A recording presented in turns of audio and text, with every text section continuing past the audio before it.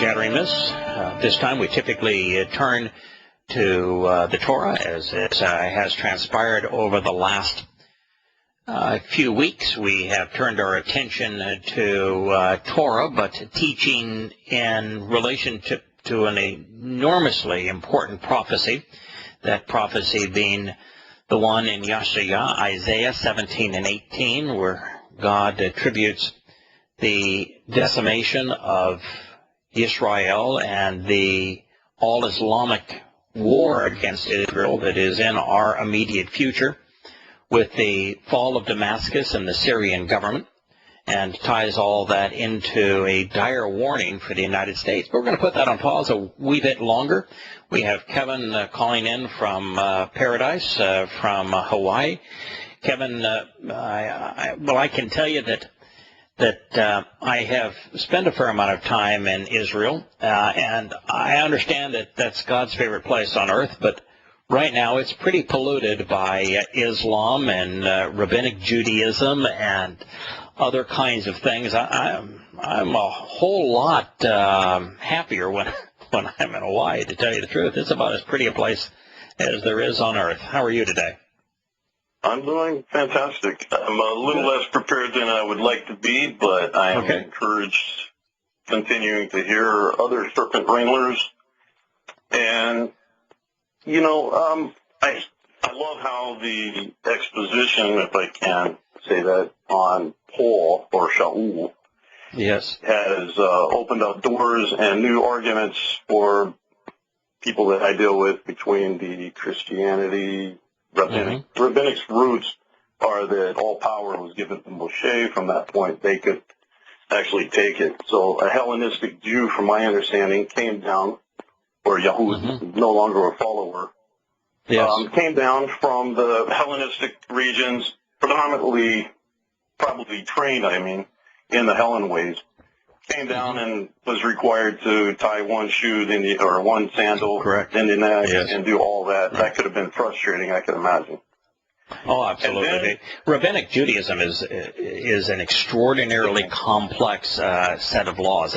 It's why it takes so many years of schooling to be prepared to elaborate on all of the laws. One of the great examples that Rabbinic Judaism will explain the reason that the Talmud is necessary, the reason their oral law is necessary, for example, is that Yahowah only tells you what things are not good to eat and what things are good to eat.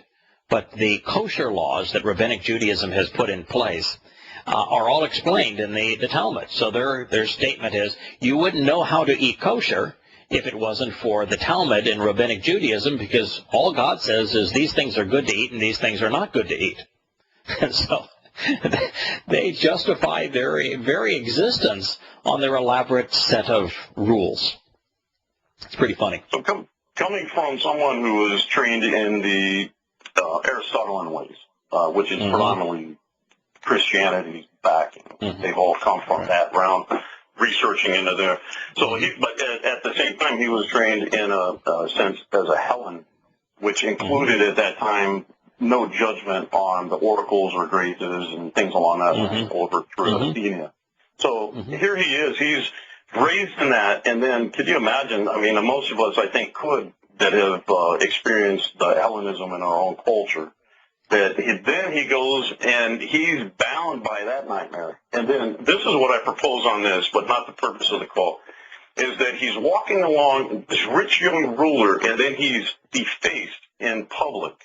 Now, this is my argument always is to these, if Shaul was, or Apollos, came in his real name, which was also his name given through a temple, it appears. It's hard to follow that all the way through, but I believe we can prove that with time. That he walks in and he proposes, I've done all of this right. The same braggadocious we see in his ignorantium arguments. So there he is, he's standing there and before everybody, because this is a culture where everybody shows up for these periods for their own purposes or directed by the serpents. Then he walks in, and it literally is the serpent because the cross with the serpent wrapped around it, which is our medical, is also the symbology that they've always stood by and said that he has no name. Correct. Okay. Here we go. And it's interesting, of course, that when you read Paul's letters, even though he makes it, interpreters make it sound like he is opposed to Gnosticism, almost everything he says is Gnostic in its approach. It's rooted and grounded in Gnosticism. Oh, of course. The original serpentine, even the Vedic say that all comes from sexuality or the Karma Sutra. And all knowledge comes from that. And that's exactly what the Gnostics believe. And they've always been trained that way and they encapsulated all of that information that was put together at Alexandria. They didn't burn it. That's what they told the myth.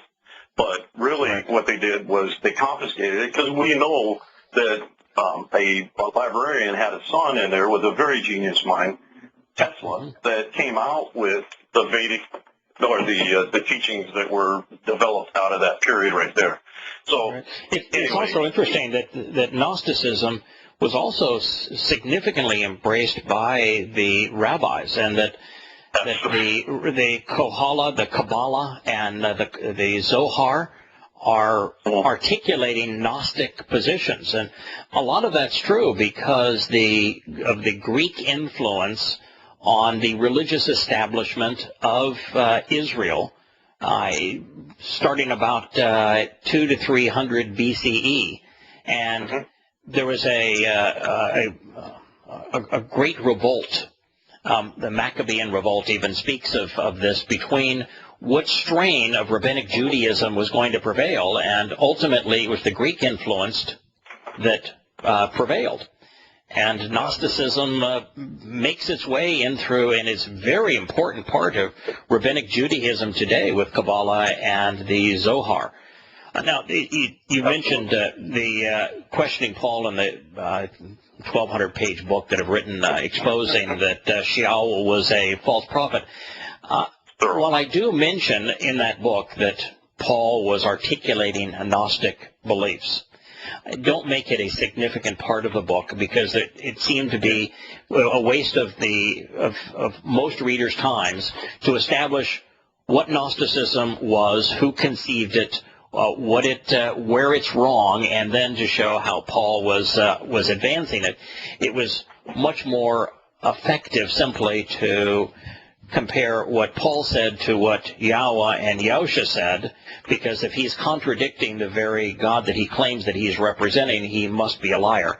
And I thought that was sufficient I agree. Once it's expose him. proven as a road less traveled, so to speak, which always ends up being a lot broader than we thought, ends up being a dead end into a viper's pit once again. So I agree with you. Yes. You've made sufficient argument to substantiate that, and I'm sure there is plenty of scholars that can back that up. My argument or my proposal at this point is, what would cause someone to such critical psychological, if I may, damaged thinking?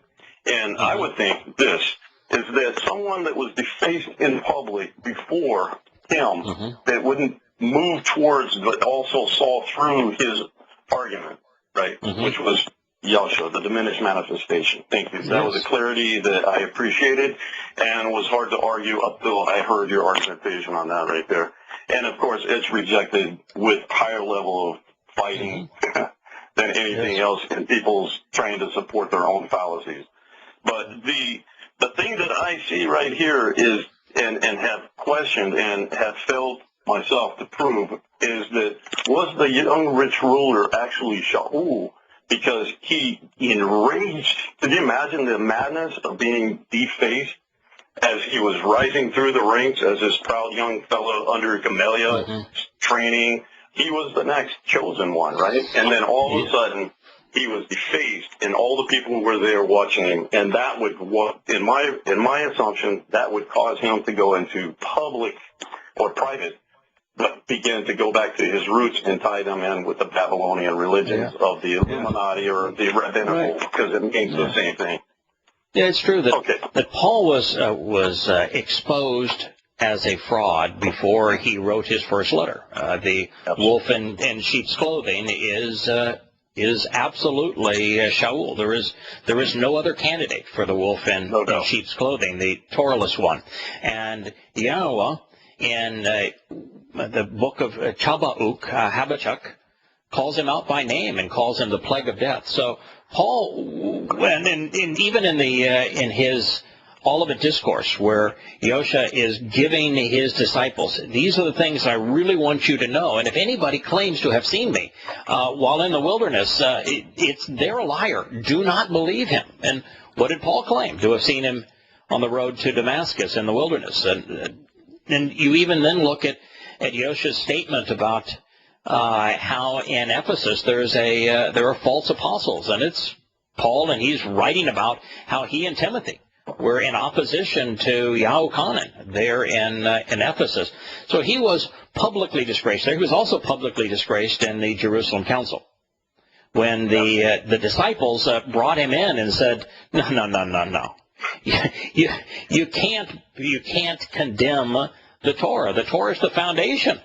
And they condemned him publicly, and so he went to war with the disciples. And, you know, ultimately, Paul's last letter to his lover Timothy is, I am completely abandoned. I don't have a single person now who is with me, who trusts me, who is on my side. He was, if it hadn't been for Marcion reviving the legend of Paul, no one would even know of him today. He was completely rejected in his own time. And if you look, too, at his letters, and his first letter is Galatians, which he writes as a rebuttal to the Jerusalem Council where he was demeaned and denounced. And you look how angry he is at everybody having rejected. I mean, he calls everyone foolish and stupid and dead for having rejected his teaching. And then you look at how 1st and 2nd Corinthians and 1st and 2nd Thessalonians do exactly the same thing. They attack the audience as for having rejected Paul. So he's enraged. He was and the people that he talked to didn't believe him. They knew he was full of it. And the reason that Paul chose the Gentiles and didn't want to speak to Yahudim, to Jews, was that the Gentiles didn't know enough about the Torah to know that Paul was contradicting the very God that he claimed inspired him. So he was playing to ignorance. And even then, the ignorant were smart enough to say, no, we're not buying any of this. Go away. We reject you. We'll be back in a moment.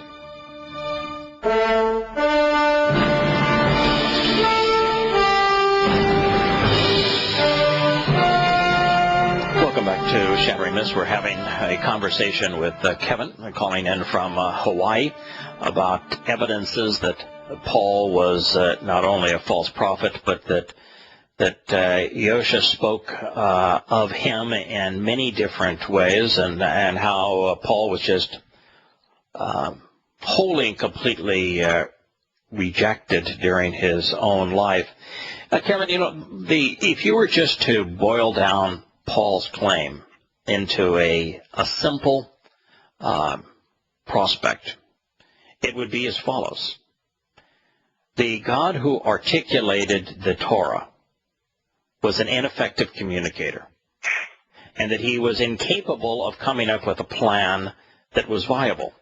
As a matter of fact, the God who articulated the Torah was mean-spirited, and his intention was to enslave people and to make certain that no one could be saved. And that same God then came to him, Paul, who was, by his own admission, insane, by his own admission, demon-possessed. And he asked this egomaniac to come up with a new plan and then articulate that new plan, one which completely contradicts everything in the old plan, and that you should trust him and his God relative to the new plan. Now, that seems like the most irrational, ignorant proposition in human history. How is it possible that there are 2 billion Christians today that believe that?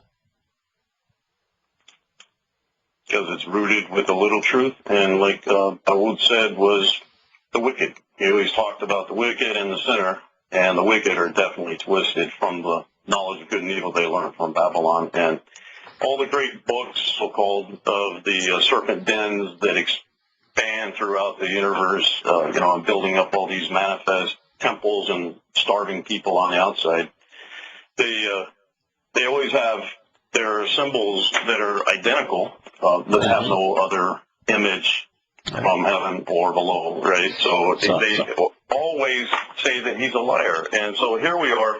To tell a lie is not enough. To tell a big lie rooted with a little bit of truth always works on humanity better. The Xerxes planet, I like to call it, the ruler over those that are ignorant and silent. Yeah, in other words, he told them what they wanted to hear, and there was a germ of truth in the lie. There really is a God, and God really did author his Torah.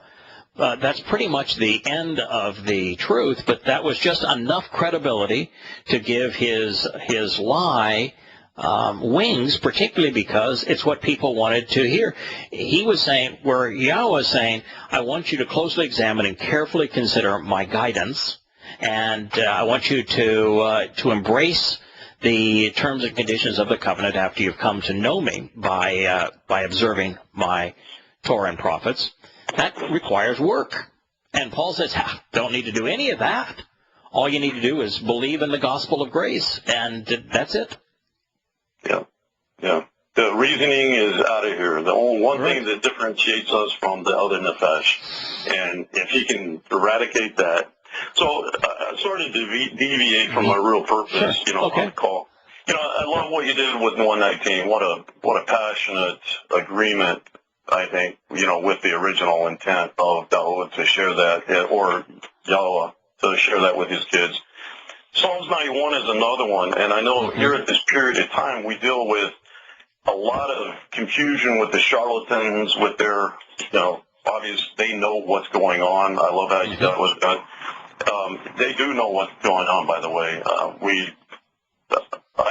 I'd like to share that maybe some other time in person, with the family. But really, what you hit on some great argument that really dials it down and puts it up to the plumb line, which is Yahweh's word. If it doesn't fit, it doesn't fit. They'll throw it out. Right, throw it out. I love it. I love the attitude. Your reference to Psalm 119, it's for those who are interested in knowing which Dode, who is David, wrote about the Torah. Psalm 119 is the longest psalm. It's based on the 22 letters in the Hebrew alphabet. It ties in beautifully with Yahushua's comment that not a single of the smallest letters nor a stroke of any letter shall be done away with in the Torah, because it systematically goes through how to observe the Torah in alphabetical order, explaining the perspective on how to observe the Torah from each letter that comprises the words in the Torah. 22 letters, 22 stanzas, each with 8 statements.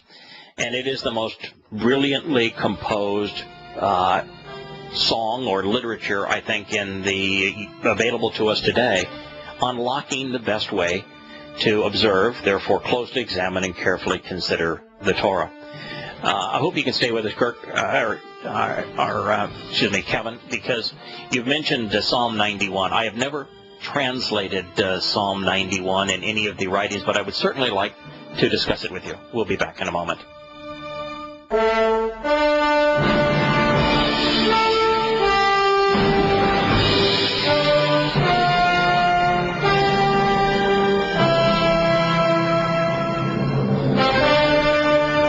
Welcome back to Shattering Myths. We're having a conversation with Kevin, who has called in from Hawaii. And during the last segment, after referencing the 119th Psalm, which for our listeners, many know that we are systematically reviewing on the Shabbat show, which airs at 7:30 Eastern Daylight Time on Blog Talk Radio. You mentioned the 91st Psalm, which is a name I have not heard in a very long time. If it were not for the 91st Psalm, I would not be here. It is when Yahowah, whose name I did not even know, when I received a call from him, and he said that he wanted someone to expose Islam. And when I heard him ask me this, I said, well, first of all, I'm unqualified, which doesn't faze Yahowah at all. In fact, I think the first thing he always likes to hear from people is from them that admit they're not qualified.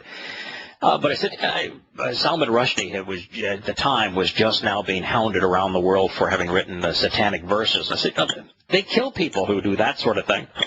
Why on earth would I want to go off and expose Islam? And they said, well, I'm open to negotiation. What would you like in return? And I had my list, and one was, well, I want my family protected if we're going to go off and do this together. And he said, I want you to read the following. It was Psalm 91. I have a tendency, Kevin, and this may also be true for you, when I read the Proverbs and the Psalms, I read them in first person. I view that what God has inspired, it might be, in this case, it was Dode who was speaking, and I think he is speaking regarding Yahusha. But when I read it, I read it in first person, like with the 119th Psalm where David is making all of these wonderful assertions regarding the Torah. I look at it as I read the words where I'm reading them in first person, and they become my desire. I chose to read the 91st Psalm as it was presented to me in first person. And in it, Yahowah says that, you come to know my name. You come to love and trust who I am and what I am offering. I'll protect your home. I will protect you. I'll work with you. We will accomplish the mission together. And it is just so incredibly enabling. It's the one thing that takes fear out of any mission. I mean, there's no mission I could have done more dangerous than writing Tea with Terrace and Prophet of Doom and then doing 2,500 to 3,000 hours of talk radio interviews denouncing Islam and doing so in my own name. And I do this show under an alias, but I didn't write that book under an alias. I did so in my own name. Single most deadly thing you can do today. And yet Yahowah stayed true to every one of the promises in Psalm 91. So when you reference it, boy, I tell you, that is near and dear to my heart. What's your impression of Psalm 91? Why did you reference it at this time? How does it speak to you? Well, for some reason, we seem to have lost Kevin. I apologize. I had muted out just so there would be no background noise. I apologize. Okay. Well, what I hear from some of the questions that have been coming into the program, and it's just natural inclination. I look at maybe a story to look back on is when David is willing to keep his integrity with who had already presented himself to him as what he's going to do in his life. And he wanted to maintain that integrity, so he and a number of others ended up in a cave, like most of us in the family. And I include all of us because of the fact that we're all seeking him, not necessarily truth, but what he had to say, because that is true. Yes. His existence without his words, or in Hawaii they say aloha. Well, that word, even the pictograph, really represents the breath of life. Right. And it's interesting that right now most people are looking for more of that than the argument. There's so many argumentation that don't make sense, and people are trained to really believe that our society in general is, or otherwise it wouldn't be a broad path. Right. It's an amalgamation of the East, the West coming together as we see the East and West beginning to trouble both on the currency markets as well as on the battlefronts. Yeah. So people are amazingly vulnerable to deception today. It's almost as if awash in information, we have precluded understanding, and that the very tools that are used, logic and rhetoric, that can help transition from knowing to understanding, that they have been abrogated. It's amazing today just how difficult it is for most people to think, to reason, to be discerning, to be judgmental. I'm very concerned about this generation. So what we do have is his word for everyone to. I love how you said, okay, I've proven him enough. I don't really need to do any more for the sake of realizing who he is and what he is. We recognize that. Now, to turn ourselves, I just think, what was Dawah doing in those caves? What they were doing was Shamar. They were observing the words of the Father who never lies, who said, I am one. It was St. Valentine, or Satan's child Valentine, that we celebrate today, that brought in the little graces and things along that line with their, poison or mercurical or pharmaceutical weapons. That's what they would do, where we get the word pharmacy or mercury. Right, and of course he was Hermes' twin in the next amalgamation cult. But what we do have is this situation where what does the family do then? So what the family does is continue to observe his word and see great things of earth. And that was really the purpose of my call, is to add to or take away anything that your mission or your purpose on life, in this existence, and your team. I mean, I don't want to leave out. I love the argumentation that's coming on, and you get the serpent wranglers on there, and we're just stirring up that den of thieves, and people are already saying the sheeple, as they've been trained or hoodwinked, and all of those books, all of those serpent books are written by the same illumined or rabbi individual. Oddly enough, you even said that effect on the writings of this tribe of crazy, maniacs that is trying to get there, and they're used, and they have been used as mercenaries to go in, and they believe that they're way off course from what their original teachings were, even as these other writings. So amalgamation of religions is just what suits the strategy of the day. Yes, correct. Most of what we do as part of this program and as part of the books is to draw people's attention to what Yahowah had to say, and then encourage people to think about it.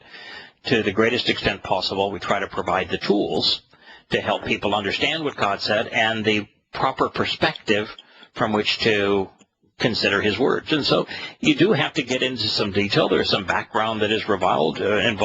Just to shamar Yahowah's testimony, shamar means to observe, to closely examine and carefully consider. There are some things that are helpful. We go into Hebrew grammar here, and we talk about the eternal nature of the verbs in Hebrew and how they are so different than other languages, the stems and the relational nature of these verbs, and how most of the moods convey volition. It's a powerful communication medium that Yahowah has provided, and it is the ultimate antidote for everything that is corrupting the world. And I think that's your primary point, is that if we closely examine and carefully consider what Yahowah had to say to us in his Torah and prophets and Psalms, then we ultimately become immune to, we are no longer susceptible to all of the very popular but extraordinarily pernicious religious and political myths that are destroying the mindset, the attitude, the lives of so many people around the world. Couldn't have said it better. Yeah. Well, we're in complete agreement there. It's Yahowah's statement as well. And hopefully this program, that the purpose of the program is to encourage people to consider what God had to say. And the reason we spend the first hour discussing religion and politics and militarism and economic schemes and the media is because the first thing that God says, if you want to come to know me, if you want to establish a relationship with me, the first thing you need to do is to let go of politics and religion, of the things of Babylon. You've mentioned it several times in this call. Unless you're willing to walk away from that gunk, we're not going to have a relationship together. I'm just not going to deal with that in your lives.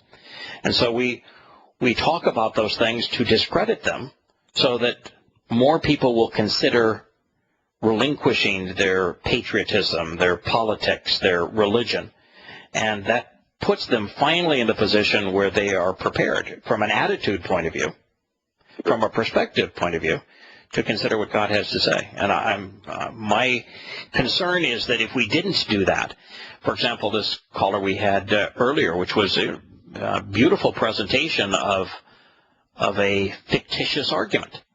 If you haven't walked away from religion, you're not in a position to understand who Yahushua is, what he said, what Yahowah said, how it relates, how the two are tied together, and you end up writing the kind of nonsense this religious fellow did. Yeah. Abraham did, and he was rewarded with life as a result. Yeah, and if you look at Abram, the thing I like about him is a little different than Dode. Dode was brilliant. Abram was not. Abraham was not the smartest guy in the world. He really had a tough time understanding what God was offering him, and he was stumbling all over himself in trying to get to the place that Yahowah hoped he would go. And Yahowah was very patient with him, in spite of the fact he wasn't the sharpest guy in the world. And I appreciate that, because what God is saying in this covenant relationship, you don't have to be brilliant to appreciate what I'm offering, to be willing to come to know me, or to capitalize on what I'm offering. It's about your attitude, and that was really what worked with Abram. God asked him to walk away from Babylon, he did. God asked him to walk with him, he did. He asked him to embrace these conditions of the covenant, he did. And it took an ongoing relationship and time that they invested together to get him in that spot. I think it's brilliant that God chose not the smartest guy in the world to share the covenant, and then the smartest guy in the world to share the Torah. We'll be back in a moment.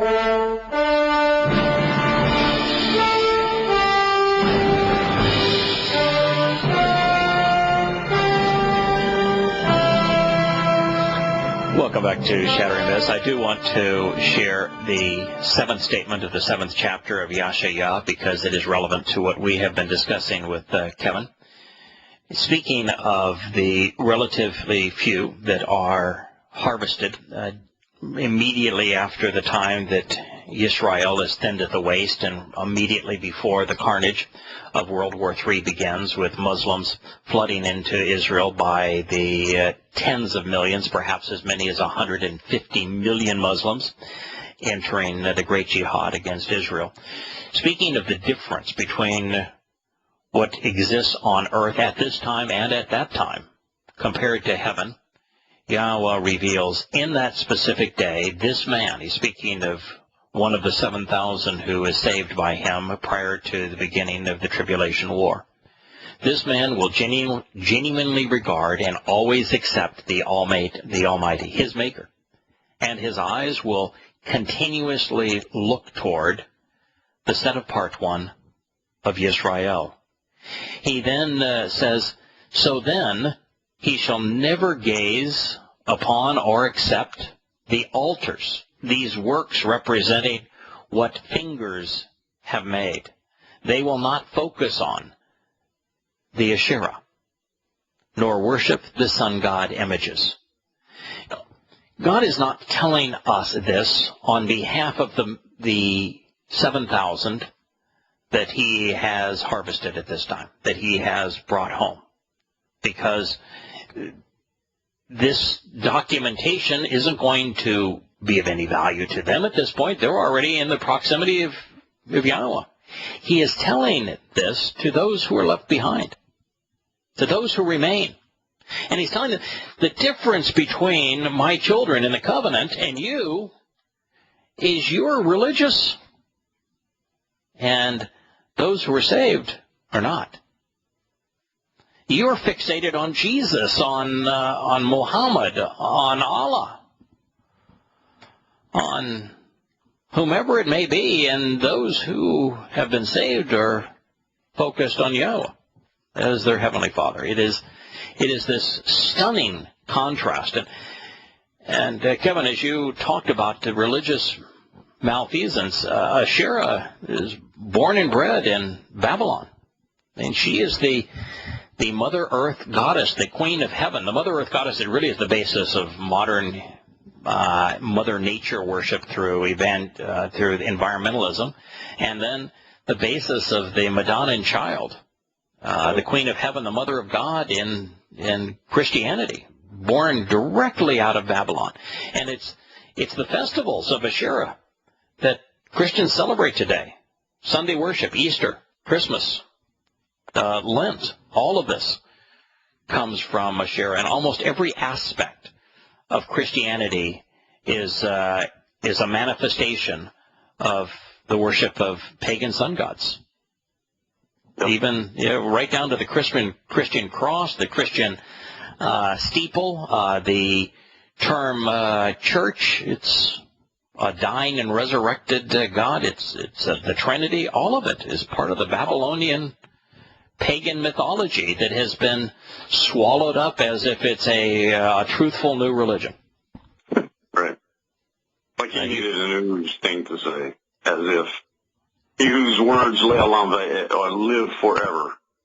He needed something else to say. He couldn't speak once for himself. He had to have others to support, scribes and Pharisees. Right. Religion. It's just amazing. The root of religion is people trying to make up their own plan, not willing to consider God's plan. But imagine being God and having articulated, this is my plan. I'm not going to change it. I am going to not only talk the talk, but walk the walk. I'm going to lead you down this path. I'm going to go pay the toll on this path because this is the perfect plan. It is ideal for you. And then to have all these people claim to represent him and say, no, don't go down that path. Go down this other direction that I want to lead. And then people say, well, why would God ever judge me if I trusted this fellow that led in the opposite direction? But we're at that point where we're entering that gate right now, once again, and people are trying to resolve, well, do I hold on to what's proven to be a lie? And the answer is we've been trained to not think. We've been trained to follow the faith of the fathers. Well, look at the fathers. The fathers, if you really drill into the roots of them, which is what he always talked about, you're going to find that it's corrupt from beginning to end, and it follows money. Denomination is a root word in Babylonian methodology of making money. It's like the coexist bumper sticker. You're going to accept mutually exclusive adversarial claims and embrace them all as if they all were acceptable. We have lost the ability to be discerning, to exercise good judgment, and therefore most people have precluded themselves the opportunity of knowing God or relating to him. We'll be back tomorrow. May God bless.